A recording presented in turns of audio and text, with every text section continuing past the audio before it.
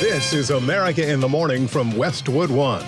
Good morning, I'm John Trout. It's Tuesday, March 19th, 2024. Here's what's coming up on America in the Morning. Donald Trump could lose some of his prized assets in New York as he struggles to fund payment of a bond in that state. I'm John Stolnis. President Biden's been on the phone with Israel's leader amid a growing divide between the allies over the Gaza war. Sagar Meghani, Washington.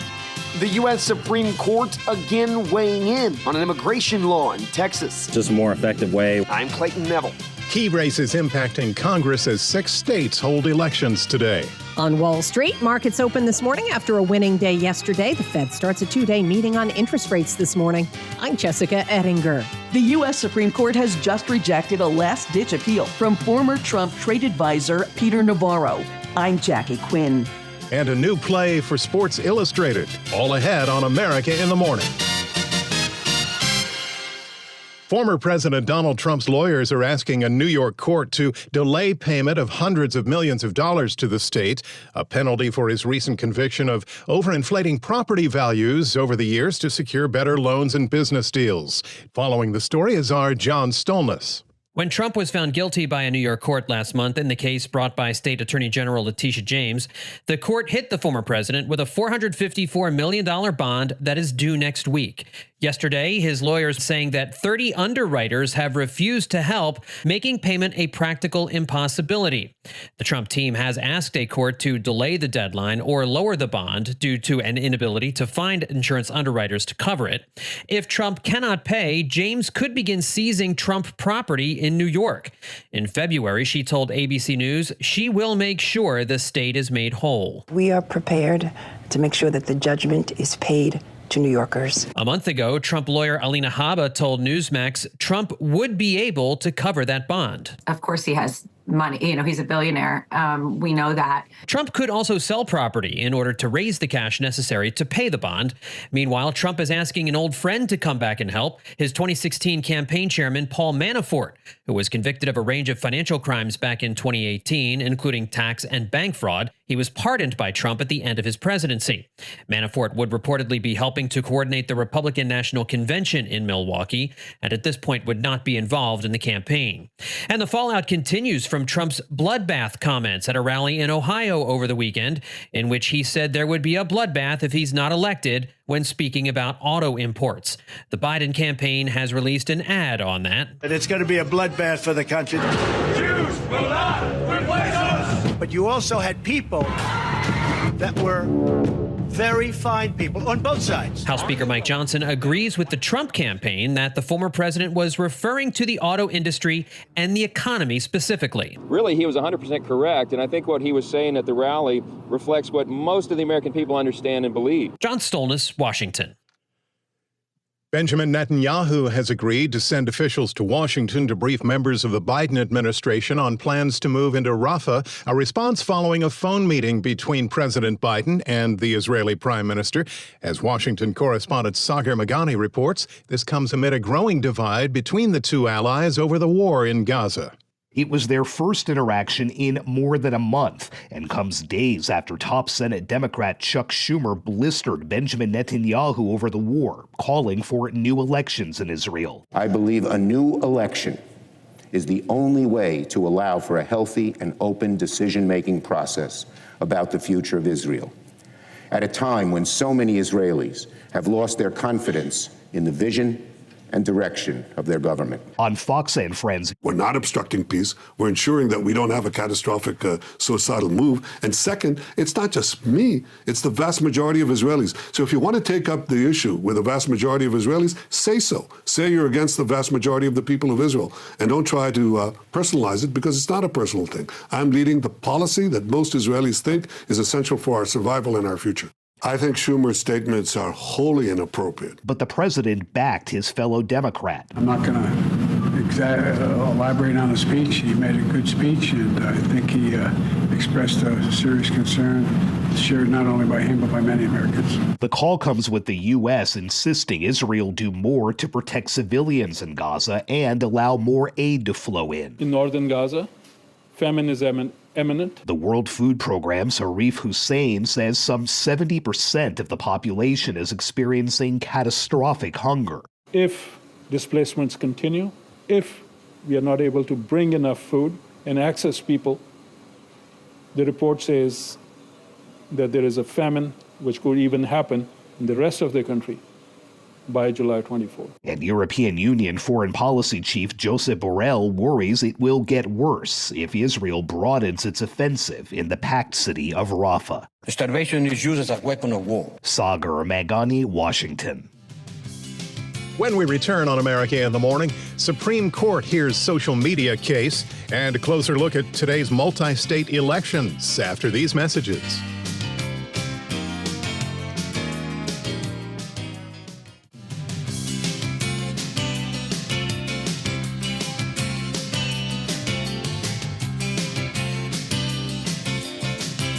You're with America in the Morning, and today we turn the calendar on a new season. AccuWeather.com meteorologist Carl Erickson is in with the Tuesday forecast. Despite today being the official start of spring, winter's chill will still hang on across the upper Midwest and Great Lakes into the Northeast. Highs will only be in the 30s from Minnesota and northern Michigan into the interior parts of the Northeast, although there'll be more in the way of sunshine up and down the I-95 corridor from Philadelphia and New York City into Boston. Highs will only manage to climb into the 40s this afternoon. Widespread snow showers will cross northern Michigan as well as the snow belts of northwestern Pennsylvania and western New York. A heavier snow shower in these areas can quickly reduce visibility and put down an inch or two of accumulation. High pressure will allow for plenty of sunshine and nice weather across the southeast. Despite the sunny skies, even here temperatures will be cooler than the historical average for the start of spring, with highs in the 50s and lower 60s. Aside from a morning shower around Miami, most of Florida will have beautiful weather today, with highs topping off in the 70s across the southern half of the Sunshine State. Pleasant weather will also be found over the Central Plains into most of the Mississippi Valley, with sunny skies and highs in the 60s, with 70s over Kansas and Oklahoma. There'll be more clouds over Texas, but largely dry weather is expected. The Pacific Northwest into the northern Rockies will have dry and seasonable weather with partly to mostly sunny skies. Most of California will also be dry with sunshine for the most part, although an afternoon thunderstorm can pop up over the Sierra Nevada and over the mountains of southern California. More clouds will be found over the desert southwest with a few rain showers crossing northern and central parts of Arizona and New Mexico into southern Colorado. And that's the weather across America. In Buffalo today, snow showers, high 35. Meanwhile in Denver, plenty of sunshine and nice with a high of 62. That's the nation's weather. I'm AccuWeather.com meteorologist Carl Erickson. Remember, you can follow us wherever you get your podcasts, Apple, Spotify, Amazon, and YouTube. Just search America in the Morning in your favorite listening app. I'm John Trout. The U.S. Supreme Court had a busy Monday hearing arguments on cases including social media disinformation and keeping in place an insurrection ban stemming from a January 6 arrest of a Mexico public official. The justices also chimed in on Texas' controversial immigration law. Correspondent Clayton Neville reports. The High Court's extending a pause on SB 4 in Texas. That's the law that lets state troopers arrest anyone suspected of entering the country illegally. Texas DPS often stopping human and drug smugglers, and car chases, a common occurrence. Critics of SB 4 say the law will lead to racial profiling, a claim Texas Governor Greg Abbott has rejected. He's been surging state law enforcement to the southern border for 4 years to meet his surge of migration. Oh, we're just grateful that we have the opportunity to do this for the National Guard and for OLS in the state of Texas. Texas Guard members navigating the waters along the Rio Grande River. Well, we have some shallow areas in the Del Rio and Eagle Pass area that require something like this to maneuver a little better. And others laying razor wire and anti-climb barriers. So it's just a more effective way with all the reinforcement and everything. It avoids them trying to climb over it. Regarding SB 4, the Department of Justice says that while Texas may disagree with the federal government on immigration, states don't regulate who enters the country and who doesn't. There's no timeline for when the Supreme Court stay will expire, so for now, the law is blocked in Texas. I'm Clayton Neville. With the top of the ticket sewn up by former President Trump for the GOP and President Biden for the Democrats, today's vote will feature a number of down-ballot races. Elections will be held in Arizona, California, Florida, Illinois, Kansas, and Ohio. Much of the focus will be on the Buckeye State's Senate race, with a trio of Republicans hoping to be the one to take on Democrat Sherrod Brown. There are two key House races in Illinois and in California. The big seat up for grabs is the one formerly held by former House Speaker Kevin McCarthy, and who will serve out his current term. Results of those key races tomorrow here on the program.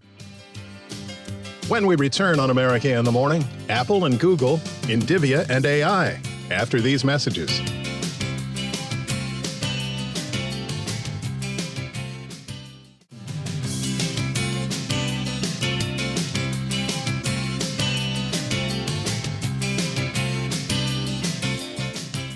Welcome back here with America in the Morning. Gas prices have not only been increasing, but today they've hit a milestone.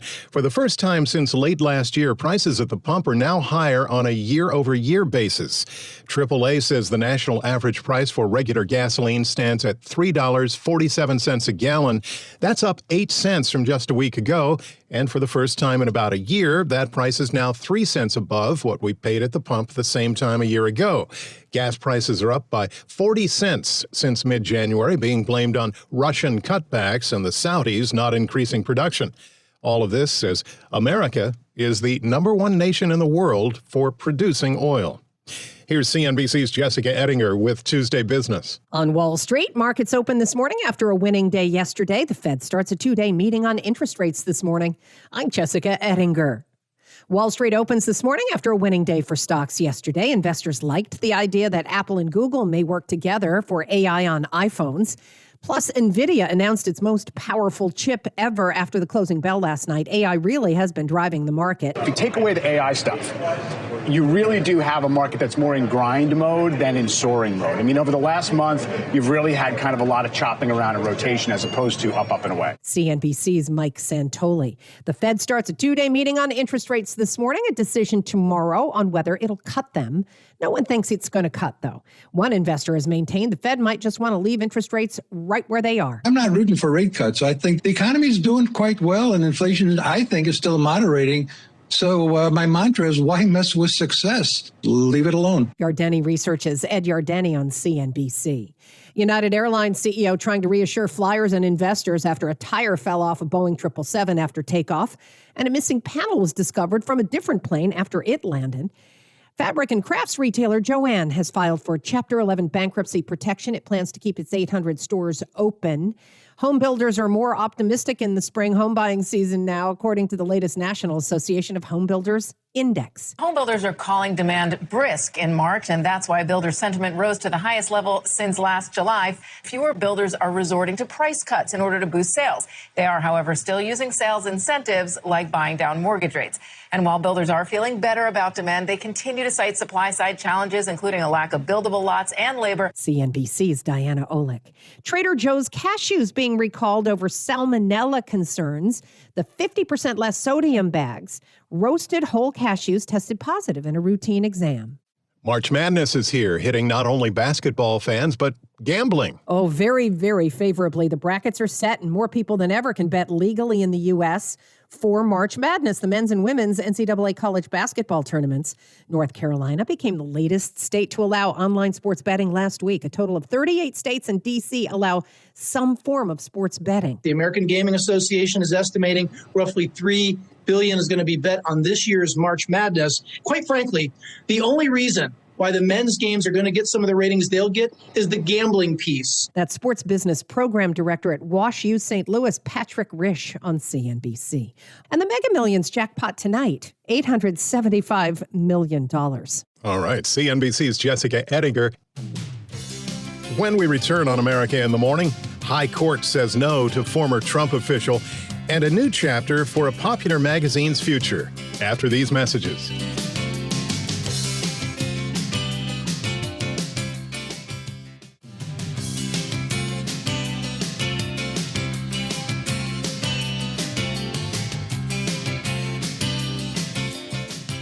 America in the Morning continues. The U.S. Supreme Court has rejected a final appeal from a former White House advisor who's trying to stay out of prison. Correspondent Jackie Quinn has a follow-up. The U.S. Supreme Court has just rejected a last-ditch appeal from former Trump trade advisor and close ally Peter Navarro. Navarro's been fighting for months to stay out of prison, despite being found in contempt of Congress for refusing to speak with the Select Committee investigating the January 6th insurrection. In August of 22, Navarro claimed executive immunity. I am supposed to have absolute testimony immunity according to the Department of Justice. We want to know how that policy got overturned. But the lower courts rejected that argument. Chief Justice John Roberts handled this emergency application, saying he has no basis to disagree with the appeals court that upheld the 4-month prison sentence. I'm Jackie Quinn. A lifeline will keep an iconic sports publication from ending a 70-year run. Correspondent Norman Hall reports on an agreement to keep financially troubled Sports Illustrated in operation. Sports Illustrated will continue operations after the company that owns the brand agreed with a new publisher for the print and digital products of the 70-year-old magazine. Minute Media took over Monday after reaching a licensing agreement with Authentic Brands Group. Authentic announced in January that it was revoking the Arena Group's publishing license after Arena failed to make a quarterly payment. The status of writers and other producers is unclear. SI co-editor-in-chief Stephen Cannella told employees in a memo to continue operating as if it were business as usual for now. I'm Norman Hall. America in the Morning for Tuesday, March 19th, 2024 is produced by Jeff McKay, senior producer Kevin Delaney. I'm John Trout. This is Westwood One.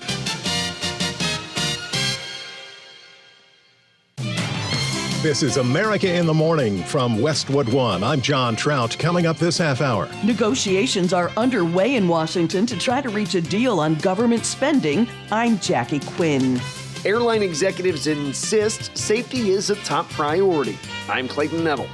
Appealing the decision to keep Fani Willis prosecuting the Georgia election case.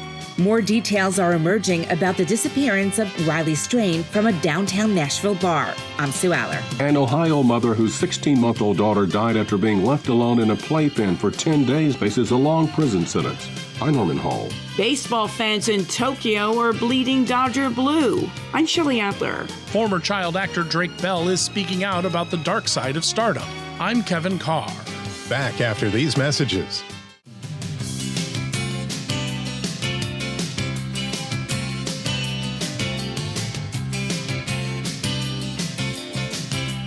Welcome back. This is America in the Morning. I think it's safe to say with leap year, it's been a longer than average winter. Here's today's forecast with AccuWeather.com meteorologist Carl Erickson. Some of the nicest weather today will be found across Florida as we welcome in spring. Aside from a morning shower around Miami, most of Florida will have nice and sunny weather today with highs topping off in the 70s across the southern half of the Sunshine State. Beautiful weather will also be found over the Central Plains into most of the Mississippi Valley with sunny skies and highs in the 60s with 70s over Kansas and Oklahoma. There'll be more clouds found over Texas, but largely dry weather is expected throughout today. High pressure will allow for a lot of sunshine and nice weather across the southeast, but despite the sunny skies, temperatures here will be cooler than the historical average this time of the year, with highs in the 50s and lower 60s. Not too bad weather across the Pacific Northwest and into the northern Rockies as well, with dry and seasonable weather expected under partly to mostly sunny skies. Most of California will also be dry with sunshine for the most part, although an afternoon thunderstorm can pop up over the Sierra Nevada and over the mountains of Southern California. A few rain showers will cross northern and central parts of Arizona and New Mexico into southern Colorado. However, winter's chill will still be hanging on across the upper Midwest and Great Lakes into the Northeast. Highs will only be in the 30s from Minnesota and northern Michigan into the interior sections of the Northeast, although there'll be more in the way of sunshine up and down the I-95 corridor from Philadelphia and New York City into Boston. Highs will only manage to climb into the 40s this afternoon. As the colder air filters over the open waters of the Great Lakes, widespread snow showers across northern Michigan as well as the snowbelts of northwestern Pennsylvania and western New York. A heavier snow shower in these areas can quickly reduce visibility and accumulate a couple of inches. I'm AccuWeather.com meteorologist Carl Erickson. Remember to follow us wherever you get your podcasts. Apple, Spotify, Amazon, and YouTube. Just search America in the Morning in your favorite listening app. I'm John Trout. Congress is on the clock as both the House and Senate scramble to head off a potential federal government shutdown that could begin this weekend. Correspondent Jackie Quinn is following details. A partial government shutdown could occur this weekend if congressional and White House negotiators fail to quickly reach a deal on some key agency funding. White House Press Secretary Karine Jean-Pierre says that includes the Department of Homeland Security. Republicans are pushing for more money to step up border security. It's critical that we keep the government open. It's not just DHS. There's numbers of other programs that Americans need that we have to continue. Immigration's a dominant issue in this election year, even if a funding agreement is reached soon. The earliest the House could vote would be on Thursday. I'm Jackie Quinn. Former President Donald Trump's lawyers are asking a New York court to delay payment of hundreds of millions of dollars to the state, a penalty for his recent conviction there.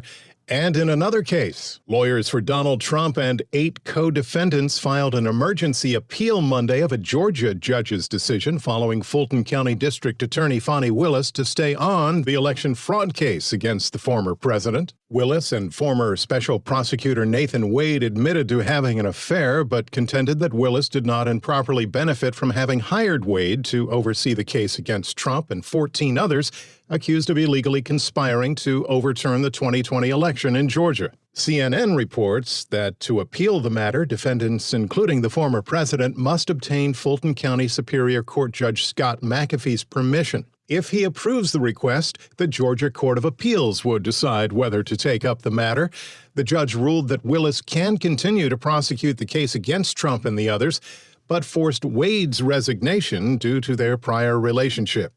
Trump and 14 of his allies have pleaded not guilty to the charges in the case. 4 other defendants took plea deals in exchange for their testimony. America in the Morning continues. Following 8 incidents in just 2 weeks, airline executives are addressing criticism following recent incidents on Boeing planes. Correspondent Clayton Neville has the latest on a string of events that have some flyers concerned about safety. In a message to customers, United Airlines CEO Scott Kirby said that recent incidents on United planes have sharpened the airline's focus and that each incident is being reviewed. He said that safety training and procedures are being looked at. This weeks after a plane rolled off an airport taxiway in Houston. Do you anticipate any problem getting off the runway? We don't anticipate any, but then you have the truck standing by. Oh, yeah, they're already standing by. Passengers spoke with KHOU TV. Well, there was a huge pop, plane tilted over, and everybody, kind of gasped. The lady across the way screamed, and that was the moment. Just weeks ago, a United flight returned to Houston after an engine caught fire, and a tire fell off a United Boeing during takeoff in San Francisco. And of course, the Alaskan Airlines flight earlier this year, where a door plug blew off mid-flight. And the latest of incidents, a flight from Arlington, Virginia landed safely this week after its inner windshield cracked. As for United, executives insist that addressing safety concerns are the airline's top priority. I'm Clayton Neville. It's a regular occurrence in Elmore, Vermont, a small town on a lake with a population of less than 900 people. Correspondent Haya Panjwani reports on how they use their annual town meetings to practice democracy. In a small Vermont town, town halls are how residents practice democracy. Elmore, Vermont has a population of 886. 87 of those people squeeze into the town hall for its annual meeting. John Gilmore, who serves as the Elmore Town meeting moderator, kicks things off. Good morning, everyone, and welcome to democracy. This is the real thing, and we should all be proud that we're doing this. Every year, the residents of Elmore take one day to hash out local issues. It's a tradition that's 250 years old in Vermont. Resident Kathy Miller says the meeting is sort of like a holiday. It's like Christmas. It comes every year. Thanksgiving comes every year. Town meeting comes every year. So you'll see the diehards, and you'll see a lot of discussion, and you'll see the way voting and participating in it should and does work in small town America. In these meetings, people have fought to keep their post office, schools, and stores open. This year, Julie Baumengay advocated for the local Lemoy community food share. She made a plea at the town hall for more annual funding. January 2023, we had served nearly 7,000 people, an average of 500 families per month. $750 seems like a reasonable ask. $250 I will take. She was able to secure an extra $500 on top of the town's existing $250 contribution, bringing the town's total annual fund for the food share to $750. By the end of the town hall, the city of Elmore passes its $1.1 million budget in a voice vote. And after all is said and done, the community meets for its annual post-town hall potluck at the Elmore United Methodist Church. Dave Whitcomb, an Elmore resident, leads them in prayer. We pray for the people in need, that we can meet those needs in our community. We thank you, Lord, also for the fact that we still have a town meeting. I'm Haya Panjwani. Update on a missing Missouri college student. And toddler dies, mother goes to jail. Those stories and more when America in the Morning continues after these messages.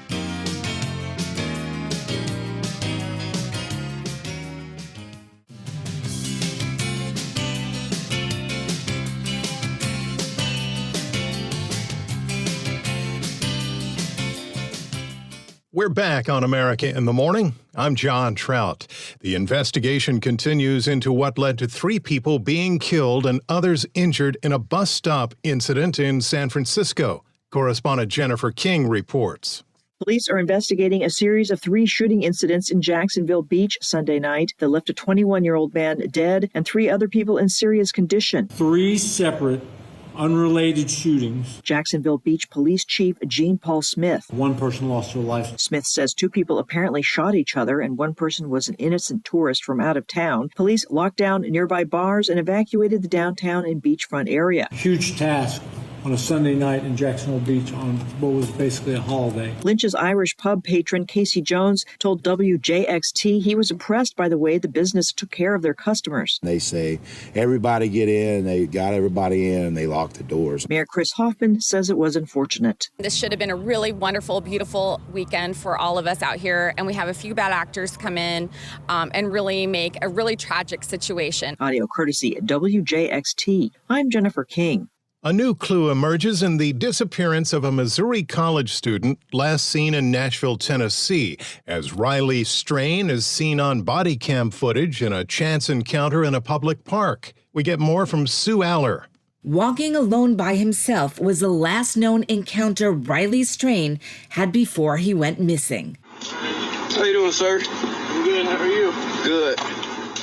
That polite exchange taken by Metro Nashville police was body camera footage on March 8th, just before he disappeared.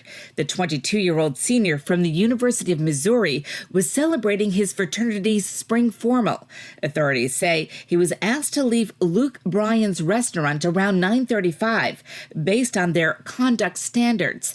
Police say a friend walked him out but then returned to the bar. Strain was supposed to meet his friends back at their hotel. When they could not reach him, they filed a missing persons report. Investigators searching the downtown Nashville area found his bank card near the Cumberland River. Police released a statement saying so far there is no evidence of foul play. I'm Sue Aller. A judge has handed out a long prison term for the mom who vacationed while her toddler was left alone in a house and died. More on the outcome of the case from correspondent Norman Hall. Judge Brendan Sheehan told Crystal Candelario that, like her child, she will never be let out of confinement. On count 1, aggravated murder, I'm going to sentence you to life in prison without the possibility of parole. Candelario pleaded guilty last month to avoid 2 murder charges. No estoy tratando de justificar mis actos. I am not trying to justify my actions. Authorities have said Candelario, who has struggled with depression and related mental health issues, left her daughter Jalen in their Cleveland home for 10 days while she went on vacation to Detroit and Puerto Rico. An autopsy says the toddler died of starvation and severe dehydration. I'm Norman Hall. Baseball fans in Tokyo, Japan are bleeding Dodger blue. Correspondent Shelley Adler has that story. Now that superstar Shohei Ohtani has moved from the red-clad Los Angeles Angels to the LA Dodgers, fans need to be dressed in blue. A Dodgers cap is a fashion item in Tokyo. At one sports store, there's a regular cap that goes for $42, but if fans want a traditional blue cap that also features number 17 on the side and a replica of Ohtani's signature, that goes for about $150. Next is a baseball that Ohtani threw in a game last April. That price tag is a whopping 3.3 million yen, and that's about $22,000. It's only a little over $13K for an Ohtani-used baseball glove. I'm Shelley Adler. McDonald's has become the next major multinational company to experience a tech outage this year, possibly due to a software upgrade. Here's Chuck Palm with that in today's Tech News. The billion-dollar megacorporation McDonald's has over 40,000 locations in 100 countries, and last week, their tech went offline. The Golden Arches reported outages all over the world, including San Antonio, Texas, and were temporarily unable to accept cash or orders through their app. McDonald's said in a statement that the outage was caused by an unnamed third-party provider doing a configuration change. In a bit of tech irony, McDonald's Corp had submitted a note to the SEC with their filing on February 22nd saying that any failure or interruption of their tech systems could significantly impact their franchises. Additionally, they warned about AI, saying that artificial intelligence tools that we are incorporating into certain aspects of our restaurant operations may not generate the intended efficiencies and could impact business results. In an earlier statement last year, McDonald's did say that they are going to rely more on kiosks, AI, and the app to deliver fresher, hotter food. I'm Chuck Palm. The big dance, college hoops, underway. America in the Morning's Robert Workman has that and more in Tuesday Sports. One of baseball's last big free agents is off the board. A team source tells The Athletic that the Giants and left-hander Blake Snell have agreed to a 2-year deal worth $62 million with an opt-out for the defending NL Cy Young winner after this season. He had the lowest ERA and allowed the fewest hits per 9 innings in the majors last year for San Diego. Opening day comes up tomorrow morning as the Dodgers meet the Padres in Seoul, South Korea, the first of a 2-game series. Opening day in North America for all 30 teams is March 28th. NBA, the Celtics pounded the Pistons 119-94 for their 6th straight win, 31 for Jaylen Brown. Derek White put up his first career triple-double. I've been close a lot of times, so I was like, I'm going to try to get it this time. And I just got to shout out to my teammates for real. Anthony Edwards had 32 to lead the Timberwolves past the Jazz. Knicks nailed the Warriors, Jalen Brunson with 34. Sixers stopped the Heat. Cavaliers repelled the Pacers. Bulls got by the Blazers. Lakers lambasted the Hawks, and the Kings crowned the Grizzlies. NHL, the Capitals doused the Flames 5-2. Alex Ovechkin with 2 power play goals, making him just the 3rd player in NHL history to score 20 goals in 19 consecutive seasons. It's a great feeling. We knew it's not going to be easy. We keep fighting, keep playing. Gordie Howe and Brendan Shanahan also did it. 843 goals in all for the Great Eight. That's 51 behind Wayne Gretzky. And the Sabres slashed the Kraken, Jeff Skinner with a hat trick. The NCAA basketball tournament tips off with the first 4 games in Dayton tonight. 16 seeds Howard and Wagner square off. The winner will face North Carolina on Thursday. Then 10 seeds Virginia and Colorado State clash. That winner goes on to the Midwest to play Texas. 2 more play-in games tomorrow night before first-round action starts Thursday and Friday. The NIT tips off tonight as well with 9 first-round games, 7 more tomorrow. And NFL, the Saints have signed former 49ers defensive end Chase Young to a 1-year deal, while San Francisco added quarterback Joshua Dobbs. That's Tuesday Sports. Robert Workman with sports on America in the Morning. What happens behind the cameras of children's television shows may surprise you. We'll have that and more after these messages.